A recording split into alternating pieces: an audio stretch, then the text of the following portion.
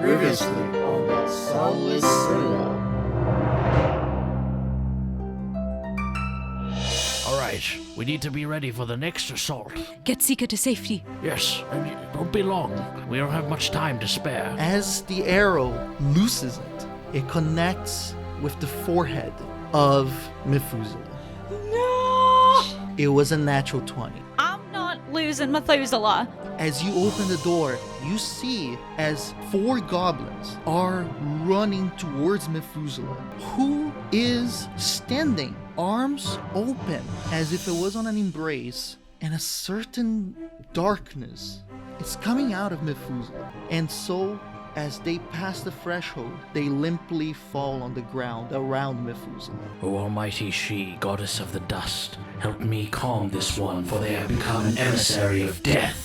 Who play again, little mouse? Just because we don't know things or we can't find a solution right now, that doesn't mean it's not worthy of continually looking after. We just need to pace ourselves. Suppose you're right, my friend. He kind of stands up, hesitates for a few seconds, and then extends their hand towards you. Throughout the vastness of the multiverse, there lies a tavern. As you approach its doors, you catch bubbles of laughter that rise and burst into cheers as colorful groups of travelers find comfort in their bonds. As you head inside, the smile of the tavern keeper greets you. They're an otherworldly being with a bluish, corporeal form. They wear attire befitting of an innkeeper, and they have a large, cloudy nebula for hair speckled with stars, which gently sways with their movement.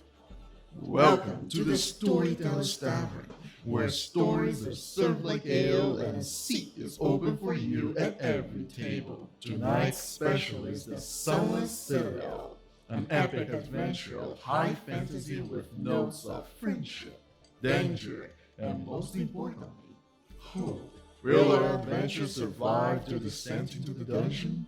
Or is there a darker calamity taking root far from the sun's reach?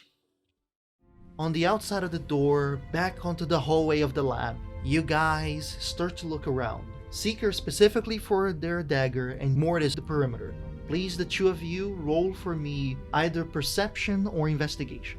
I'm gonna use perception if that's okay. Yes. It's gonna be an 18. I got a natural 20 for perception. After a few moments of looking around, Seeker is able to find their dagger just fine, while Mortis taking the opportunity to do the perimeter as you were also looking for the dagger. You notice that all the doors are left ajar, even the ones that they used to escape from this room. The only one that is closed shut is the one in the far corner, where your memory remembers there was a single goblin within that room shooting arrows in the beginning of combat, but you never saw that goblin running away. Without even saying anything, just walks over to the door. He has a hand on the hilt of his greatsword, and he just puts a hand on the handle of the door. He twists it, and then he just shoulder checks the door open. You feel the impact of something blocking the door. Who are you? Silence from inside of the room. He waits a couple seconds, and then he goes, I don't want to hurt you. Which I know may be hard to believe after what you witnessed, but I don't know what happened. I don't want anyone else to die today. What happened was beyond my explanation. If you're there, you can go. I won't stop you. I won't say a word. Just, I'm sorry.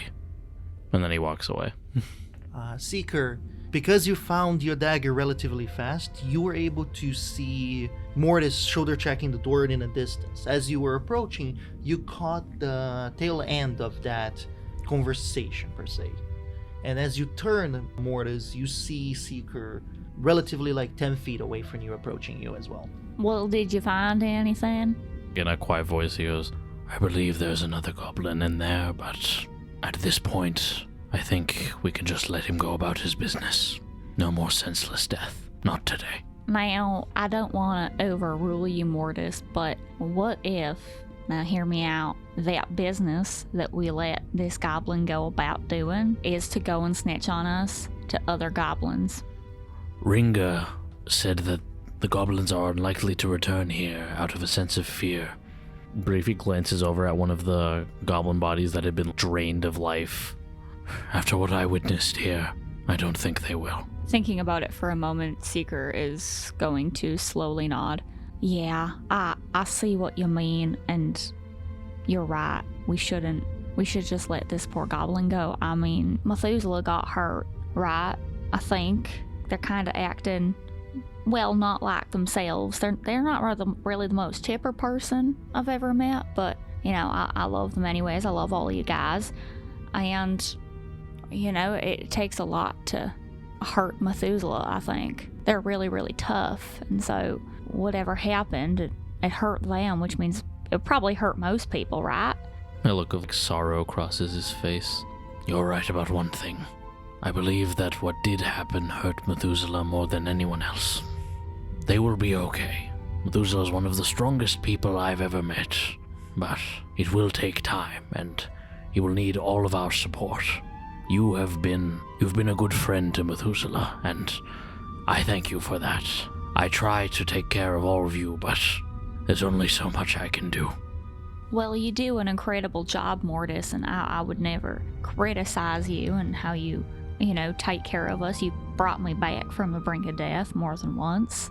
Or at least I think it was the brink of death. I think one time I heard meowing in the distance, and I think, I don't know, maybe the cat lady was just, no, you gotta go back. You gotta do your job. But I don't know. I suppose you helped her with that.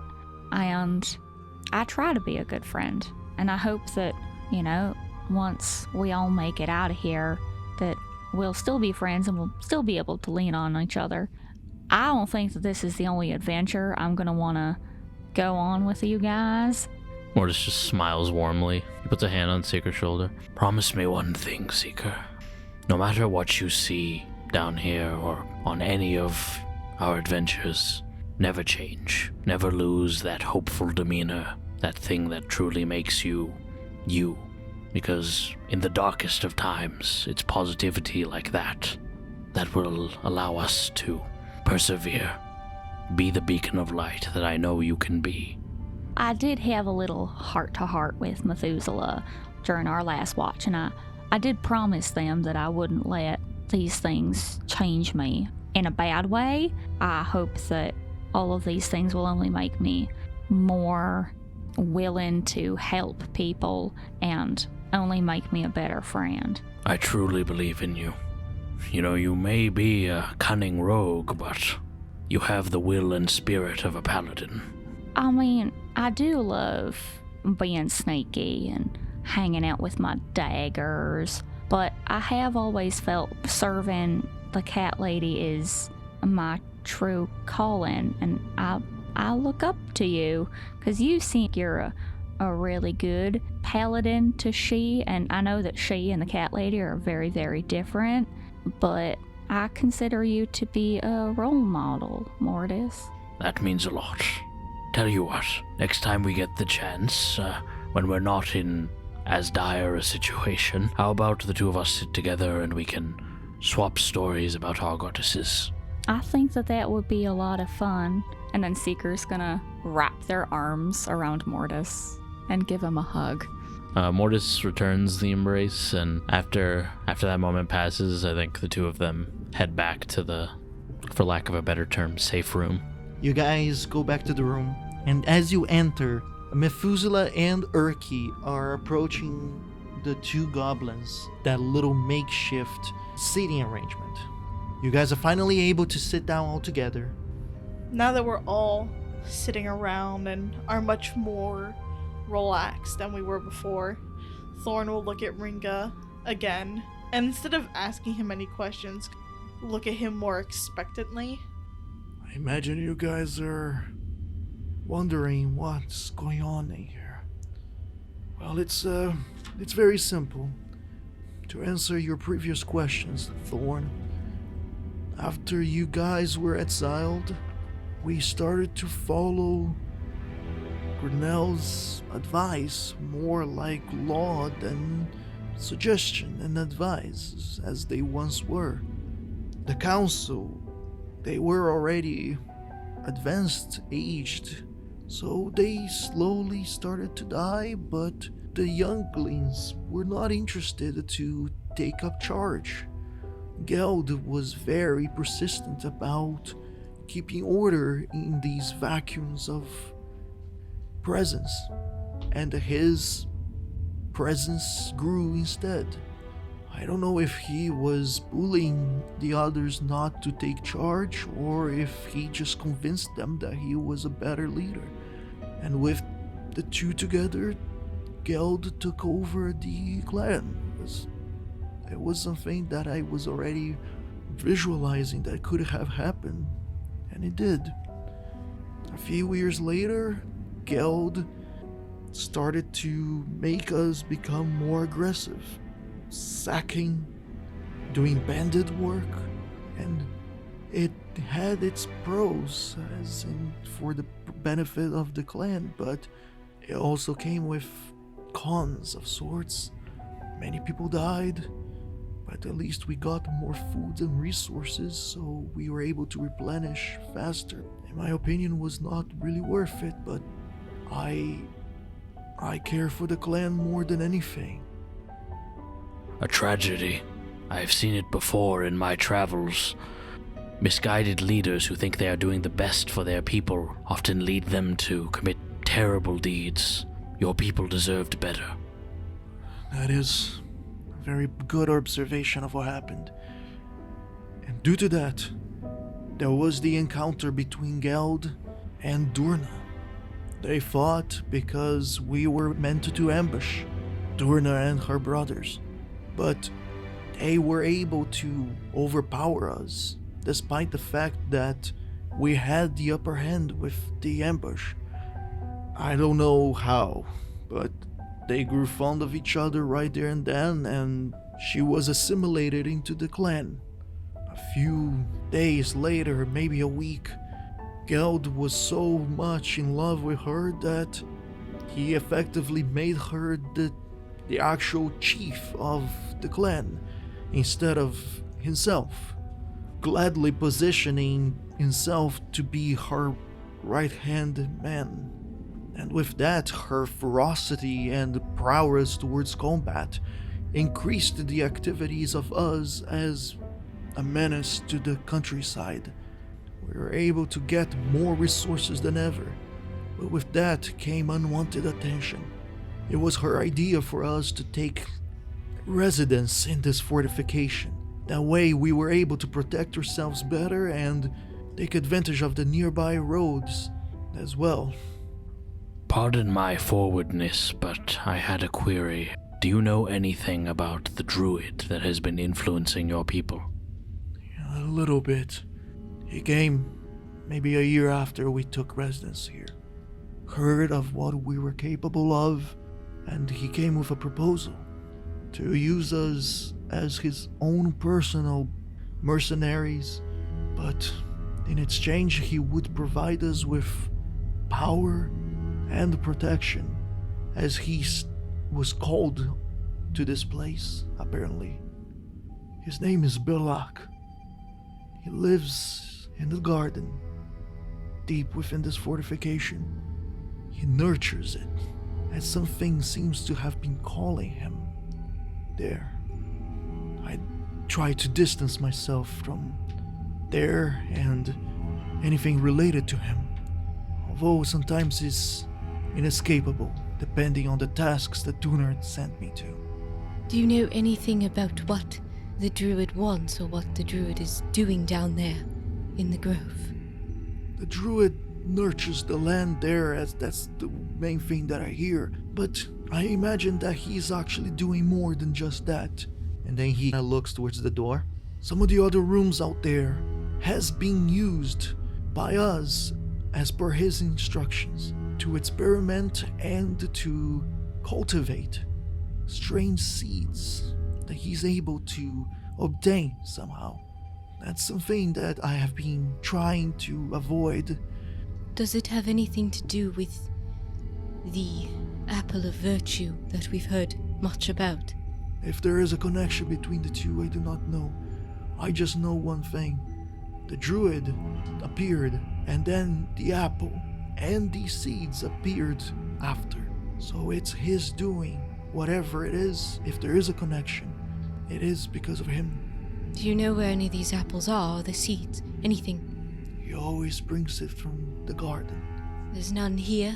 He keeps them very close and only provides slices as payment for service to Durna. Whatever designs this Belak has for the Apple of Virtue, it cannot be good. This man, this monster, mark my words, I will strike him down. I really do hope so you do. I have no love for him, and I'm sad to say I have no love for Durna as well. For me, the two of them are outsiders that have turned this clan into something corrupted and dangerous. Before, our lives were not easier, I will not deny it, but at least it was a life that we were content with. Now we're focused on hurting others, and this path only leads to danger, as I have seen many humans go through something similar. Is there anything we can do to help you and your people?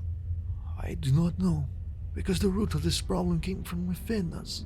Geld and Grinnell, they were already ambitious as they were before, and people just did not really care to take a stand against them. I hope that maybe distancing ourselves from both Durna and Belak might help people see that we don't need to live like this anymore. But I do not know personally. And besides, I'm old. Even if there were to be change, I do not know if I would live long enough to see it. I do not believe that all hope is lost for your people, Ringa. All who live are susceptible to corruption. It is the curse of existence. But I pray that within your time, there will be peace for the goblins. And, though you may not consider yourself able, I believe that you would be a great candidate to lead them into a new era of hope. I will try my best. And then he looks at Thorn. I want to protect them. I always did. You don't have to worry too much about Durna and her brothers. They're no longer in charge, so to speak. Well, what do you mean? We faced them in battle, and we managed to win. Same with Grinnell, but Geld ran away. Oh. Okay. Oh, wow. That means that you guys are powerful. I'm sorry for looking surprised. I do not want to insult you. Yeah, we are really tough. We're tougher than we look. I can believe that. Well, maybe now there is a chance. If Geld ran away, maybe he's trying to lick his wounds, but I could suffer. I could try to provide guidance in this moment. Grinnell also fell? Yes. He was never the smartest of kids. Maybe I'll provide a long overdue influence on him. I'm not confident about it, but if I have a chance, it is now, I guess. I don't know if that's a good idea right now. I mean, Geld is dangerous. He would rather kill than let his pride get hurt in front of the tribe. It might be better to wait for Balak to be gone so that he has nothing to fall back on, no power to hold him up anymore. If it's just Geld, good old tormentous Geld, then people are more likely to listen, I think. But if it's Geld with the druid at his back, people are going to be afraid. I agree, actually. Now, since you said that you were willing to help us find my sister, now, at Cat Castle, which is where I live, we have some really great healers who, if you ever needed it, they would be happy to take care of you because, well, you're helping us out. Is much obliged. I will help as I can, but I will not go down there. I completely understand. Now, if my sister wasn't down there, I probably wouldn't be going down there myself. And I know that my friends here have their own reasons for going. So, I'm not gonna judge. whether you come with us or you stay here, your safety is, well, it's the most important thing. I just hope that whatever I can provide as information will help in my stead. I can tell you what you may face from here on out. You're not far from the garden itself. He takes a bite of a dried peach. One last question. It pertains to what we may encounter. We have seen many undead creatures. These bodies, were they of your people or of the scattered remains of the Draconic Empire? No, they are not of our people. Maybe one or two, but the great majority of them are of travelers that we have ambushed throughout the years. Ambushed and taken to Belak, the outcast in the garden. Alas, not any of these adventurers were as strong as your sister and her companion, which shows Belak's interest on them. Do you know what Balak does to the stronger warriors? Does he just want to make an undead army? That would be my best guess, because whenever we bring strong people to Belak, shortly after a new skeleton appears, wandering about patrolling the ruins. But it sounded like they were different, so I can imagine maybe something different is supposed to happen with them. Otherwise, I would imagine that their skeletons would be walking around already. Seeker is scared. Do you know what we might face the deeper we go into the Citadel? A little. The only passage after this one is through one of the lab's rooms. He describes the area, and it's basically the area that you guys know that the door is like blocked off by something. Through there gonna be an empty chamber that leads towards what once was some sort of gallery to the Draconic Empire. This gallery is huge, and Belak has used magic and servants to convert the entire place instead into some sort of miniature garden. There you're gonna find the guardian of the garden, and she is something of a powerful creature. I would tread carefully when entering there.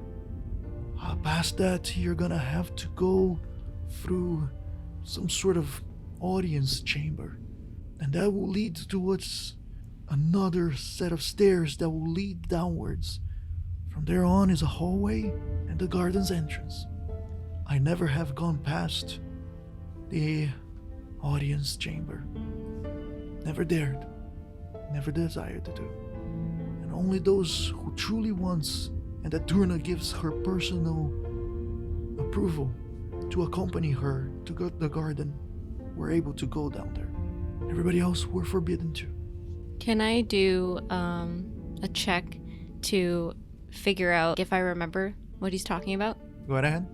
14. You remember the gallery. Huge gallery. Big enough for a dragon to be able to walk in. Depicting in the walls carvings of dragons aflight, casting down their breath weapons upon villages of terrified humans. And within this gallery, there are 4 rooms used for the Dark Warden's own amusement, to which he would pick up exotic plants and put it in each room as if it was a arboretum of sorts, where some of his most devoted subjects were given the honor to be his personal gardeners. Past that, there is the audience chamber, as he described. This is one of the only places within the Sunless Citadel that would connect to open space from the ceiling area. Upon moments of audience, of high nobility, where people would besiege the Lord Deity Dark Warden, Kettergallen, to praise his being and to ask for help, that Kerrigallen would swoop in from the skies and take a seat in front of a giant pedestal, which for you guys were big as a stage of an amphitheater. If Kerrigallen was pleased, he might consider to do whatever was asked. And if Kerrigallen was upset, the person would melt in front of the entire audience and court. You remember those places well. And you remember that there is a path that leads towards the garden, just by the audience chamber. Yes, I remember all of that quite well. That place leads directly to the garden. Indeed, yes.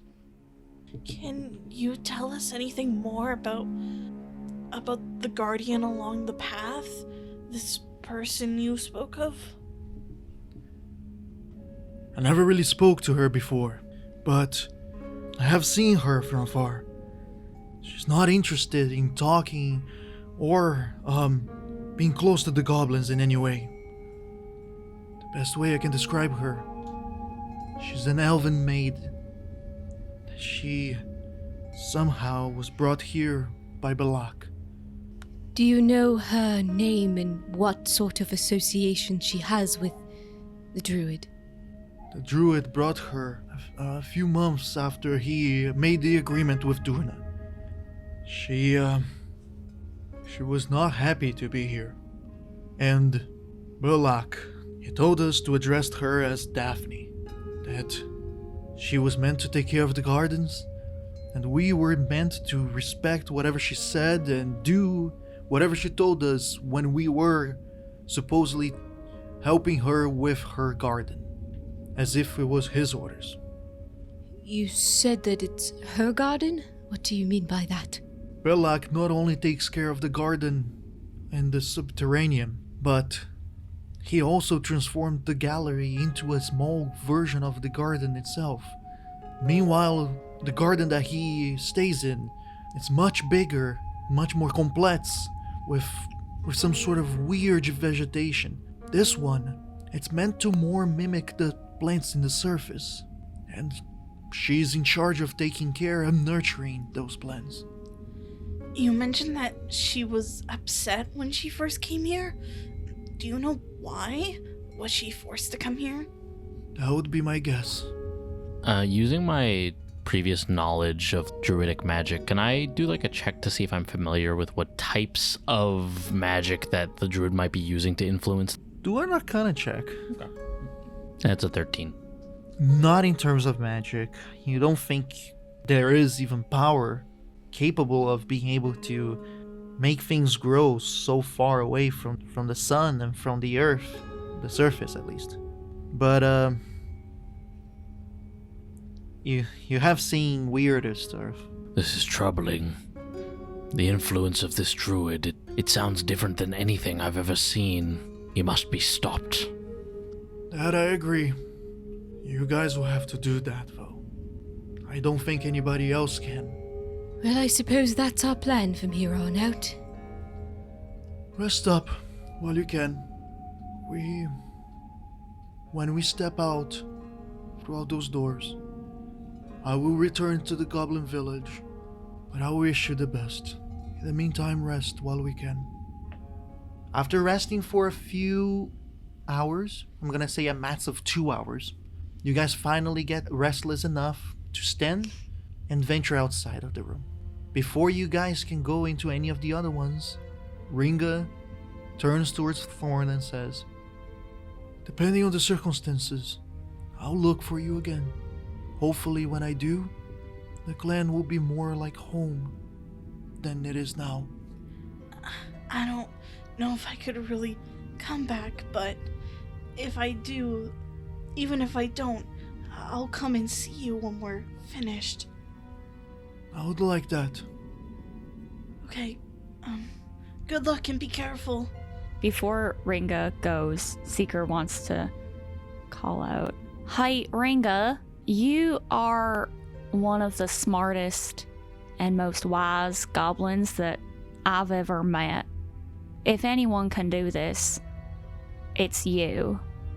I hope so. And I hope you find your sister just fine. Thank you very, very much for all of your help. It means the world to me, and it will mean the world to my people as well. He nods.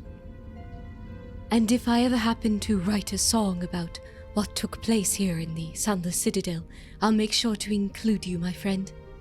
He kind of chuckles. Now that is funny. To think that my name would come out of being inside of a clan like we. I mean, if you have to, sure.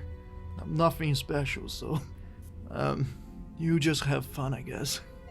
Mortis walks up to Ringa and he holds out a hand. Thank you for everything, my friend. I hope that our paths cross again and that you stay safe. And thank you for taking care of Thorn. You have been helping a promise that I made to Petals a long time ago. And with that, he actually turns around and makes his way out of the room. Now you guys are in the hallway once again. With Ringa gone, Thorn starts to feel dread again. He gets this sort of feeling of, what if this is the last time I ever see him? But he pushes the feelings away when he looks back towards the rest of his companions, and he knows that it's going to be okay and that they're going to figure it out. So he just kind of swallows the pit in his stomach and keeps going. Can we go into some of the rooms and do investigation checks? Of course.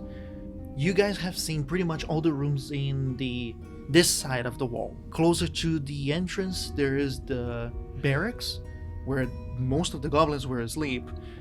To the other side, furthest from the entrance, there is the weapon storage with the crack that leads into the gap.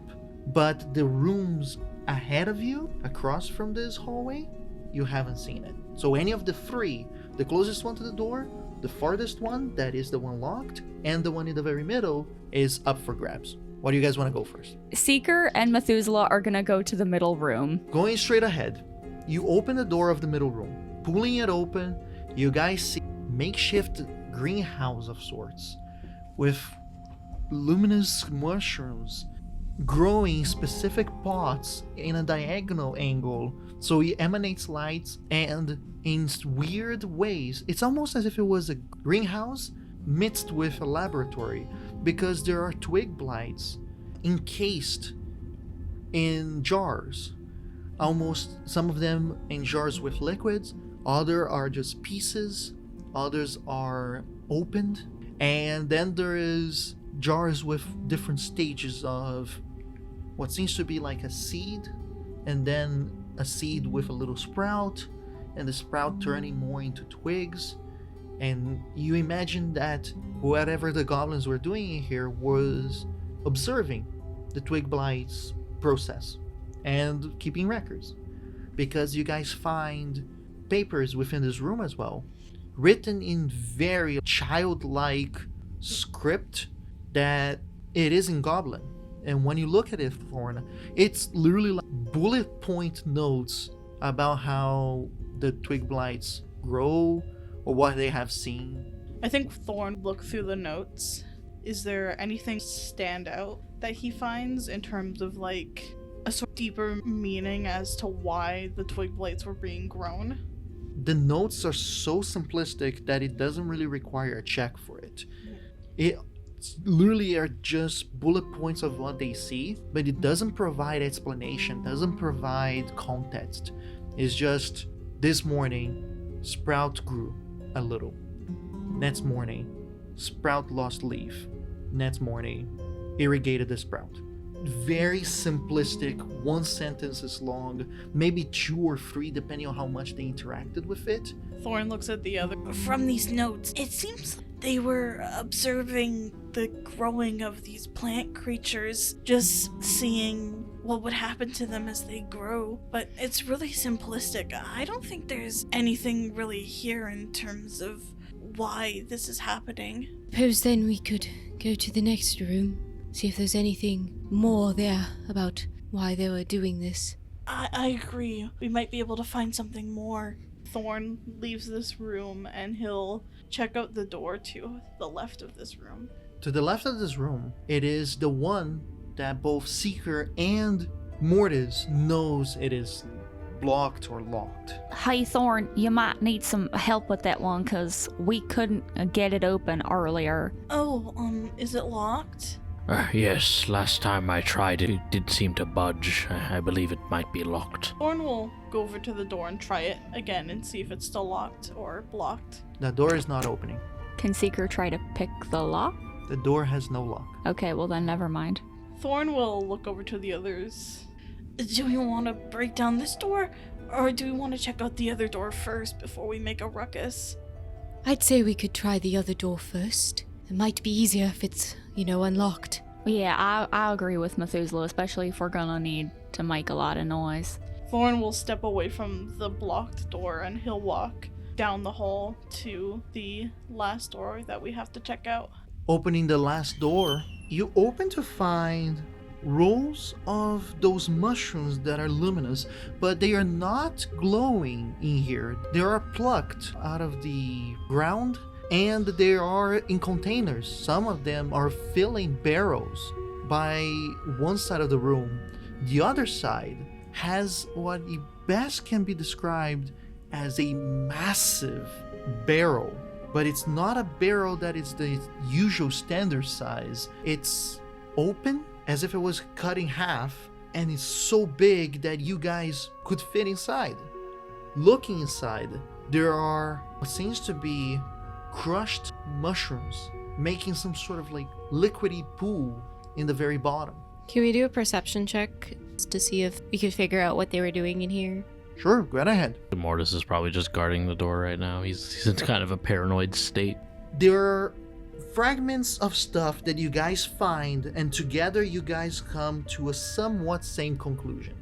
Seeker notices that the mushrooms that are on the barrels are the same ones inside of the big open barrel per se.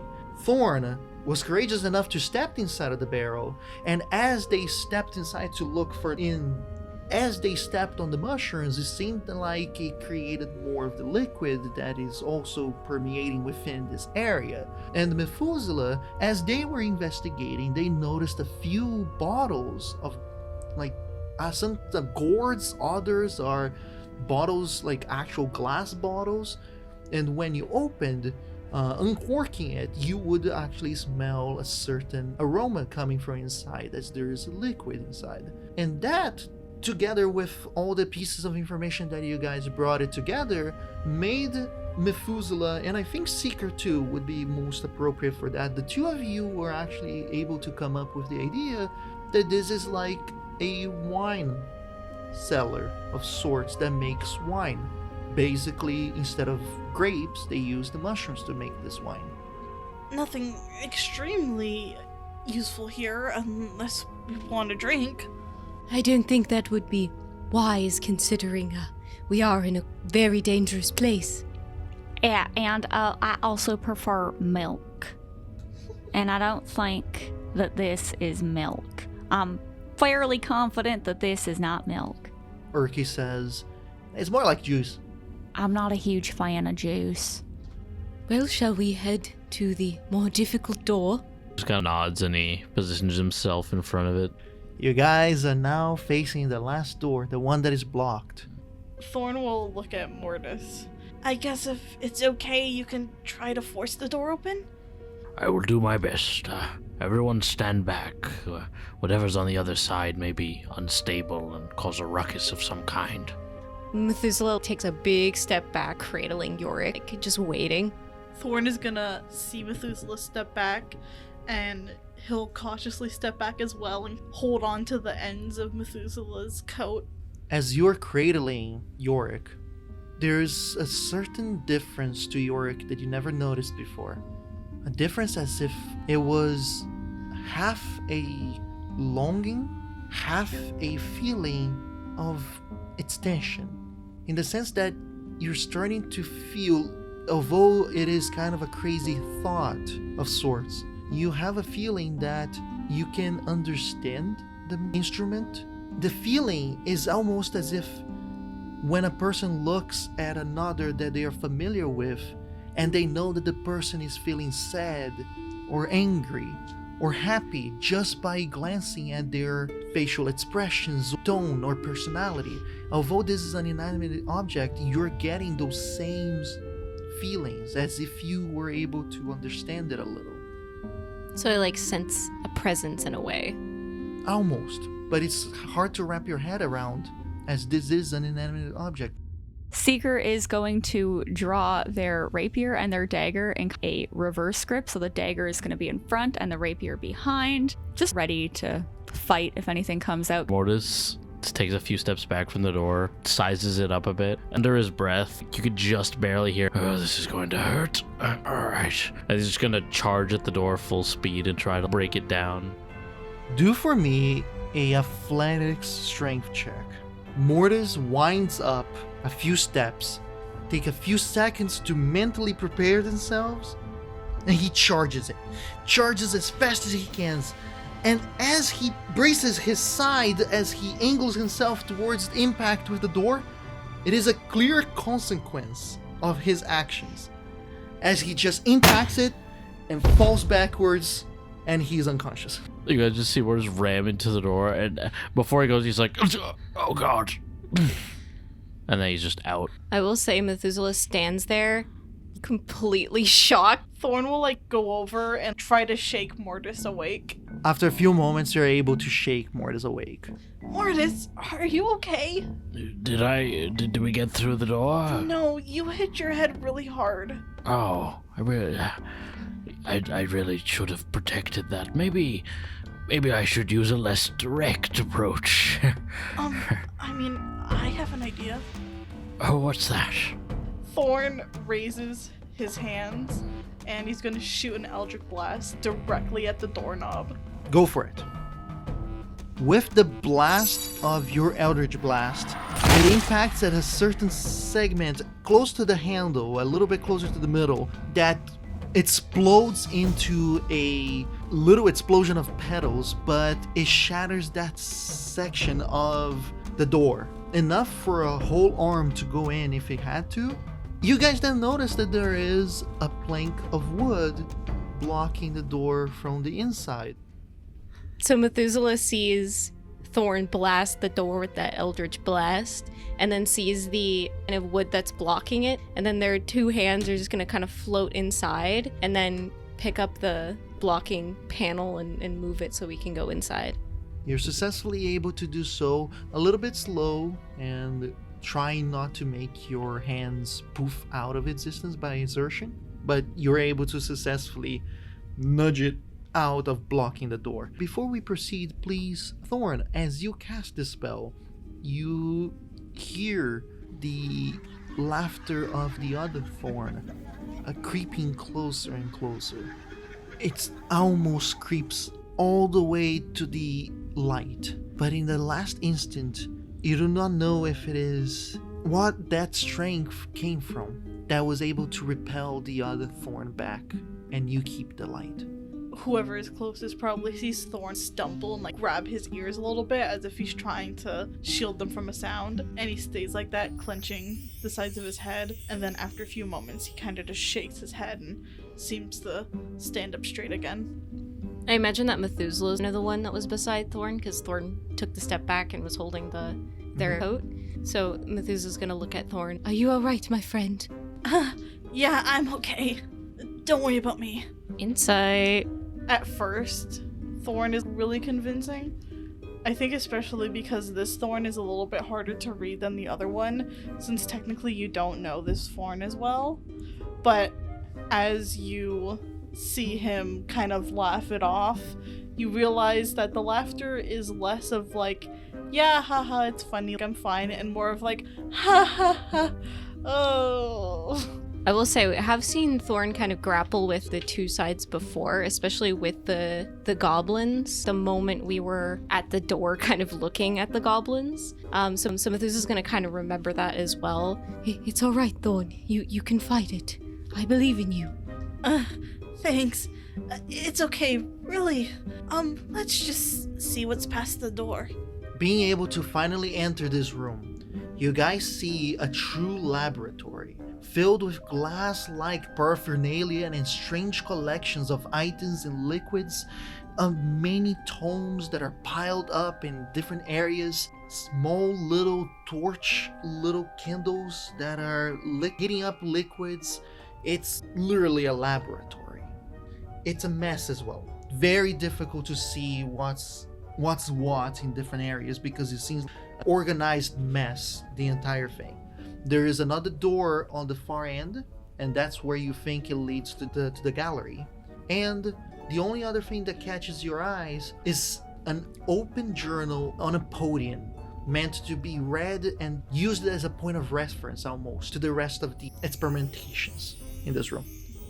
It seems that this is another journal by the daughter of Alaganthorn, the draconic cultist. Oh, what does it say? Subtlety is no longer a requirement for my operations. After a lot of work influencing regional politics, the Dragonborn have shifted their attention towards insignificant little cities along the western range. Now I can finally, effectively, work on the big steps of my plan. Next, I need to discreetly invite scholars and practitioners of the magical light to visit the luxury of my halls and entertain them in trading knowledge. And to those who do not wish to trade or share what they know, I might end up employing the services of monsters and the desperate to help convince them otherwise. I have quietly kept up with the teachings and exercises bestowed upon me by my beloved. Although time is of no concern to my elven kin, I find myself as driven as a vengeful human towards my goal. It has been just a few decades since my life forcibly changed from happy and full of joy to frustration and caution. Alas, it has felt like centuries instead.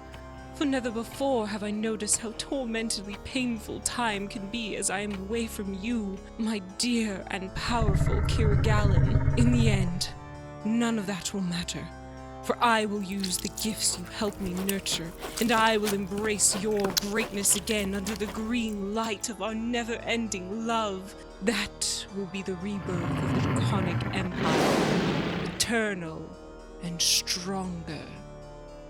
From yours and only, Magenty.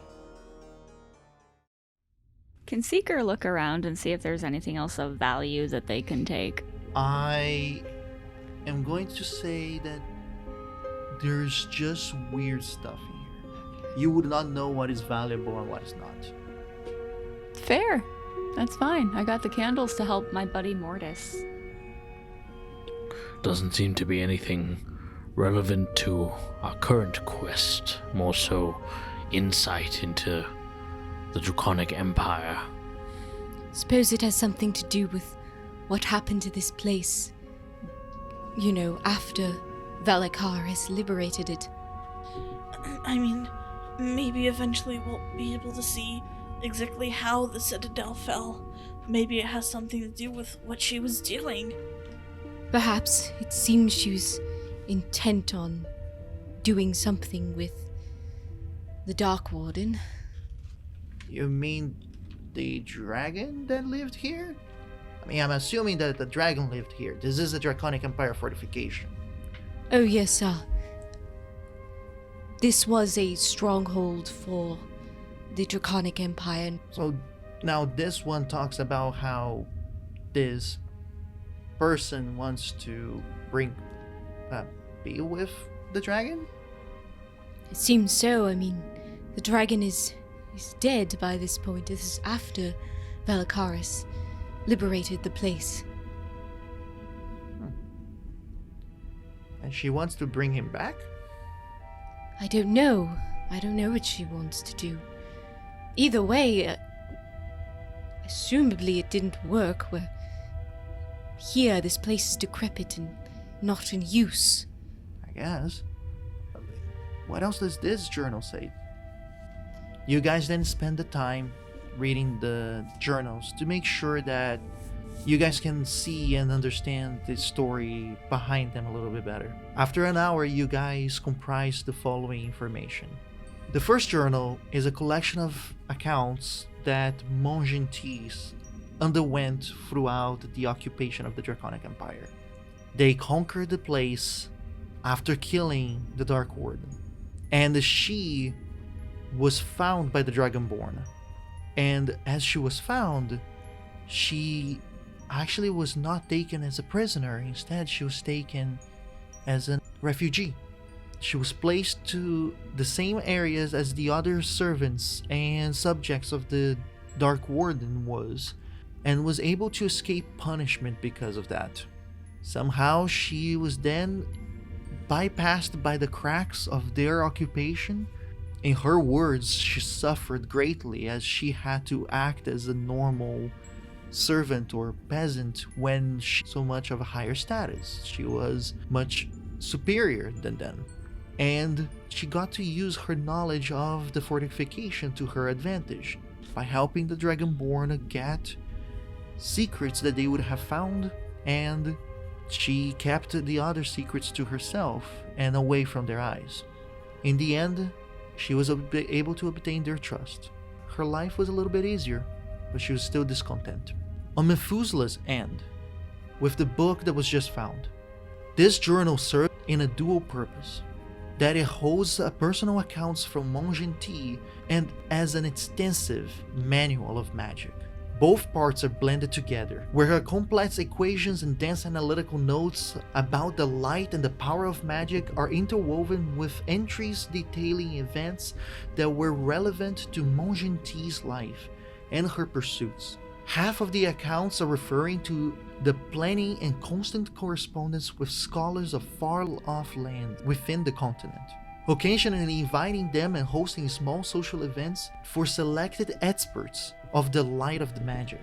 It also accounts for the progressive usage of and the employment of bandits, monsters, and marauders, and even assassins to force the reclusive scholars that were not interested in engaging with her. Under duress of harm, blackmail, and even murder of themselves or loved ones, they complied. The other half are complex calculations and notes about the wavelengths, frequencies, and spectrums of light. A true collection of knowledge worth years of dedication and shared information from scholarly minds as well. If you want, you can use an Arcana check on this that you just read. Thorn will help Methuselah. 16. These notes are very dense articles regarding the amplification of magical power, understanding of its limitations, and how to naturally fluctuate. Does anything in these notes have to do with necromancy? Curiously, the notes are mostly focused on the green spectrum of light, commonly known as the magic of necromancy. There are even some spells amongst the notes, so this book could be worth selling to a scholar. It's interesting. It seems that maybe this sort of research might be what the druid is using to create these undead creatures, and maybe where he got the inspiration for getting the goblins to work on, his side. Well, it seems like this woman was obsessed with bringing the dragon back to life. Seems like she spent a lot of her time trying to study necromancy. Exactly, which is why I think that maybe the druid is using this knowledge for what they're planning now. So the evil of the Draconic Empire has bred a more sinister brand in today's era. Is there anything in the notes about her completing this goal? Or anything that looks conclusive in the sense of bringing back something as big as a dragon? Based on some of the notes and calculations and experimentation results, she was successful in a smaller scale. Skeletons, zombies, and other undeads, she was fairly able to actually create them and use them to her advantage, but nothing as big as a dragon. How does the journal end? Does it end abruptly, or does it end with a sort of conclusive wrap-up to her research?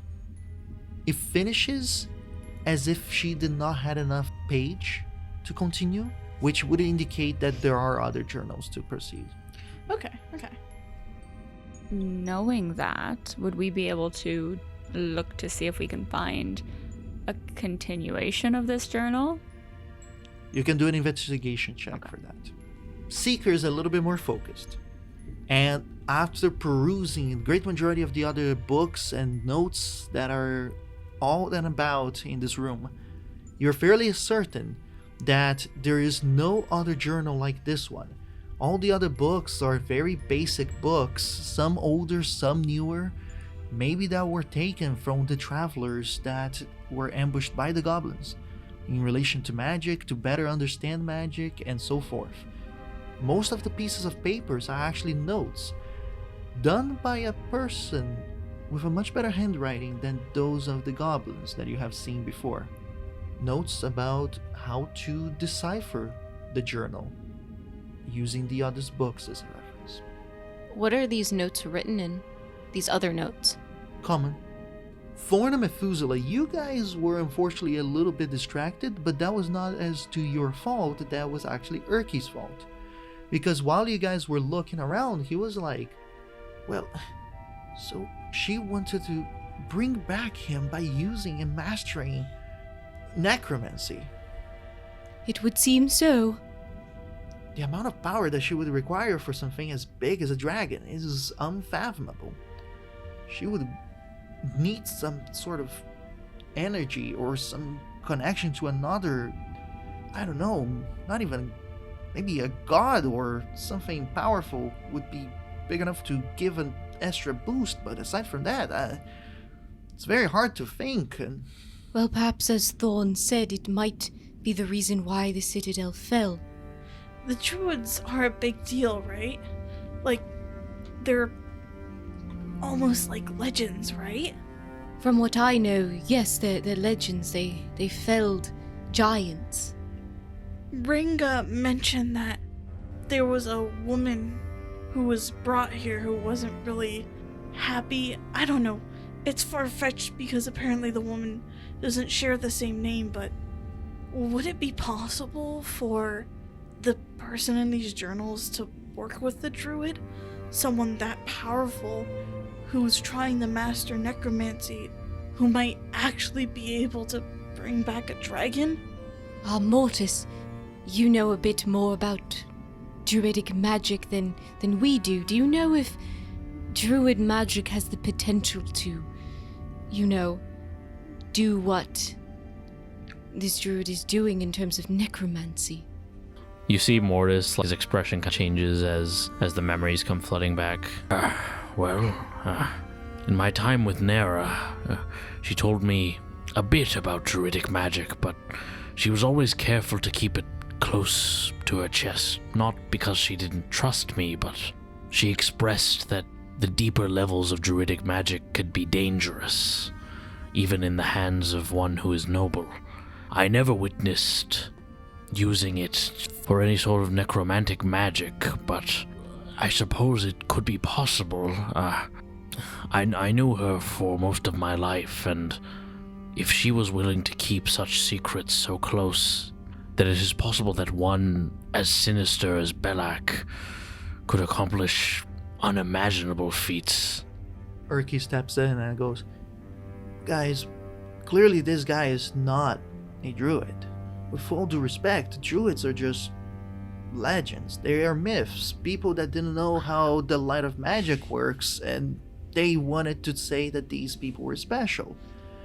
Clearly, this is just a manipulator of light magic that is able to use the green spectrum. Seeker's gonna turn to Urki. Well, you see, sometimes legends are real, I guess, 'cause, you're here, and Mortis would know that druids are real, 'cause his wife was definitely not a druid, but she knew druids. And I have heard about druids in songs, so, that druids who have done great feats. I mean, so have I. I have heard the stories of the fall of the giants too, but I heard those when I was little. And then he kind of focused on you, Mortis. If your wife claims to have known druids or be within those circles, I'm not saying that it's impossible, it's just that such a thing wouldn't have that already been shown? There's so little to know about the druids nowadays, ever there was. It's only the legends. Barely any evidence, barely any contact. Why wouldn't, if she was involved, why wouldn't she actually be participating more actively? Mortis has kind of a neutral expression, like there's no real emotion on his face. I understand your skepticism, my friend. I too once thought druids were a mere myth, but I assure you, they are real. As for your concerns, I find that, from what Nara would always tell me, it is often those with the most power who must show the most restraint. Their presence was certainly there, but only in events that were truly dire. For one such as this Belak, who uses his powers for ill, a druid gone rogue could be dangerous beyond belief.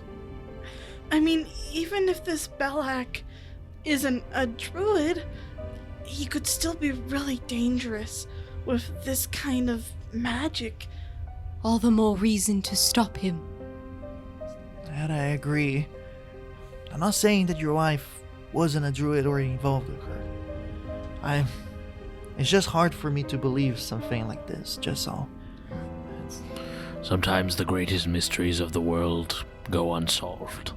And I suppose we're all learning a lot about things that shouldn't exist but do. And I'm giving Erky like a stare of like, it's me, bestie.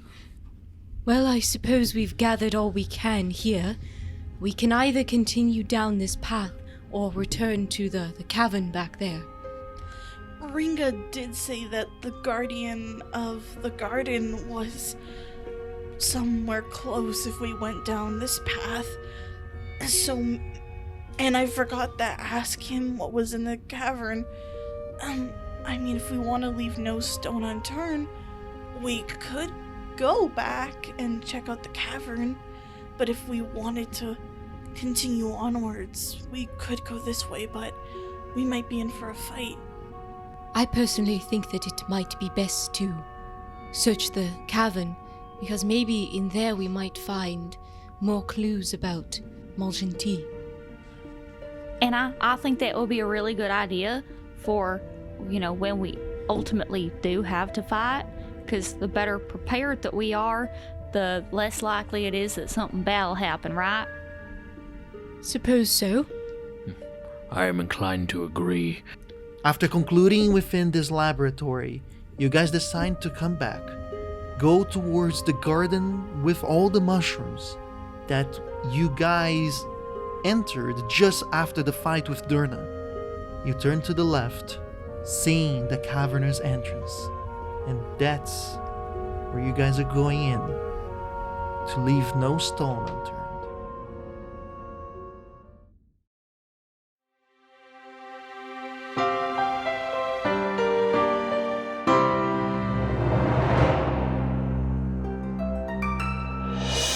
You've reached the end of this episode of the Sunless Citadel. Thank you so much for listening. Subscribe to us on whatever app you use to listen to podcasts, and be sure to catch the next installment of the Sunless Citadel every Thursday at 12 p.m. EST.